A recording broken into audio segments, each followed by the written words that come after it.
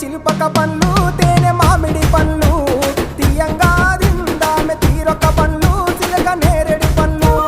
కాబోళ్ళు ఇచ్చిన మక్క కంకులు అవి పాల కంకులు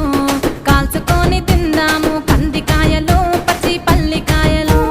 గుజారి గుజారి మామిళ్ళ కిందో నల్ల మామిళ్ళ కింద కుసుమరోళ్ళేసిన కుందన బొమ్మ అది కుందన బొమ్మ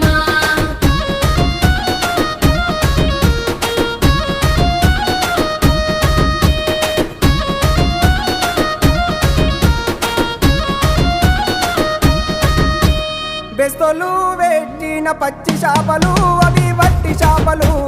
కమ్మంగా